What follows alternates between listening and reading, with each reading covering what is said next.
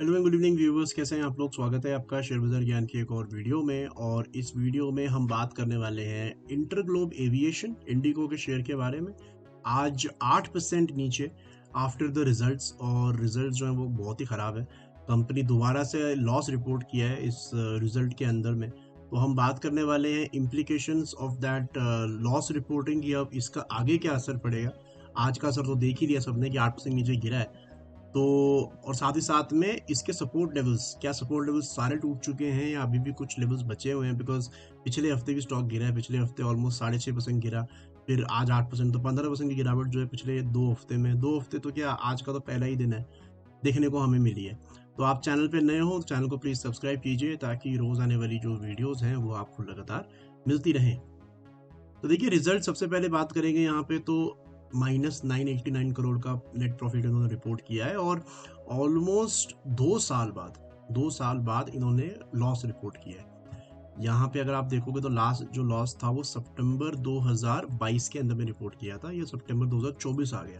तो 2 साल तक अच्छा खासा चलता रहा। अब ये एयरलाइंस के अंदर थोड़ा वॉलेटाइल एक सेक्टर होता है ये। और बहुत बार सुना है ऐसे कि एयरलाइंस के अंदर प्रॉफिटेबिलिटी लाना is a very big challenge, because it's a very costly industry. और IndiGo has done really well. अगर आप पिछले साल का इसका प्रॉफिट देखोगे तो इतना बड़ा बूम था इसके अंदर में कि पिछले 4 साल से ये नेगेटिव प्रॉफिट में था, और पिछले ही एक ही साल के अंदर में नेगेटिव से 8,000 करोड़ का प्रॉफिट जो है कंपनी ने दर्ज किया था। यही रीज़न था इसका जो पूरा रैली ये चला है। यही रीज़न था इसका कि ये नीचे की तरफ से अगर आप इसके लेवल्स देखोगे पिछले 1-1.5 साल के अंदर में, तो stock has basically gone double हो चुका है। 1800-1700 चलने वाला शेयर 5,000, मतलब 3 गुना भी हो चुका है। अब वहाँ से नीचे आ गया है, राइट। इसका इम्प्लीकेशन क्या होता है। देखिए, इम्प्लीकेशन इसका ऐसा होता है कि ये जो आज इन्होंने लॉस रिपोर्ट किया है, ये रिपोर्ट किया है because of raw material costing और एक्सपेंसेस की वजह से इन्होंने रिपोर्ट किया है। अब इससे होता क्या है कि जब भी कोई कंपनी, जैसे इंडिको ने लास्ट ईयर 8,000 करोड़ का प्रॉफिट जो है वो दर्ज किया। अब बहुत सारी रेटिंग कंपनीज ऐसी होंगी जिन्होंने अपना जो टारगेट है वो बढ़ाया कि 8,000 अभी कमाया है, अगले साल 10,000 कमाएंगे, फिर 12,000 कमाएंगे, ऐसे so on and so fourth.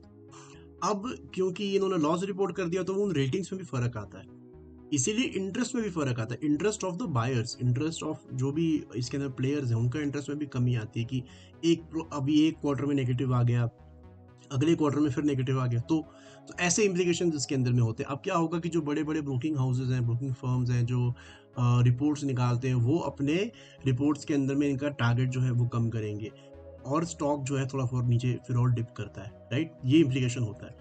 अब हम यहाँ पे अगर इसके चार्ट्स की बात करेंगे तो देखिए, वीकली चार्ट्स के ऊपर में आज एक ठीक ठाक दो मार तो पड़ी है, नो डाउट अबाउट इट। 4,000 के लेवल पे इसने क्लोजिंग भी दी है। लेकिन मेरा इंटरेस्ट जो है इंडिको के अंदर में वीकली चार्ट से ज़्यादा वो मंथली चार्ट्स के अंदर में है। मंथली चार्ट्स पे अगर आप देखोगे तो यहाँ ना मंथली ब्रेकडाउन भी हो रहा है। 4160 का इसका अगस्त का लो है, जो कि टूटेगा तो थोड़ी दिक्कत बढ़ेगी। और अभी 4,000 पे चल रहा है ये, और ये मंथ खत्म होने में 3 दिन रह गए। अगर अगले 3 दिन में थोड़ा ऊपर आ जाता है तब तो ठीक है, लेकिन अगर ये यहीं पे या यहीं से नीचे बंद हो जाता है तो इसका जो अगला ढंग ढंग का सपोर्ट है वो 3800 का है। 3800 is a very good support in Indigo, तो वो शायद ना टूटे। और अगर वो टूटे तो फिर दिक्कत की बातें और बढ़ जाएंगी यहाँ पे। डेली चार्ट्स के अंदर में भी अगर आप देखोगे तो इसने आज सपोर्ट कहाँ लिया है, एग्जैक्टली अपने 200 डेली मूविंग एवरेज, ये ब्लैक लाइन पे नीचे गया है, लेकिन क्लोजिंग उसके ऊपर ही दी है। 4,000 का लेवल जो है वो काफी इंपॉर्टेंट है इसके लिए, डेली चार्ट्स में, शॉर्ट टर्म के लिए। तो ये जो इसका 200 डेली मूविंग एवरेज है, this is a support since May 2023। तो अभी चल रहा है सितंबर 2024, यानी कि 12 और उसके बाद में 4 महीने और 16 महीने का सपोर्ट है ये। तो पहला तो शॉर्ट टर्म सपोर्ट यही हो जाएगा 4,000 का। और अगर ये टूटता है फॉर एनी रीज़न, उसके बाद में 3800 का अच्छा सपोर्ट है इंडिगो में। बाकी valuations are not that expensive. 23 का वैल्यूएशन इसका चल रहा है, महंगा इसलिए नहीं है बिकॉज पिछला साल बहुत अच्छा था। और जब नेगेटिव से 8,000 करोड़ प्रॉफिट में आप आते हो तो वैल्यूएशन तो आपके अच्छे ही रहते हैं। एक क्वार्टर खराब हुआ है, so it's not that bad, इसलिए आपको इतना गंदा रिएक्शन देखने को मिला जैसे इंडसइंड बैंक में देखने को मिला था, जहाँ पे प्रॉफिट आया था लेकिन स्टॉक वॉज 20% डाउन।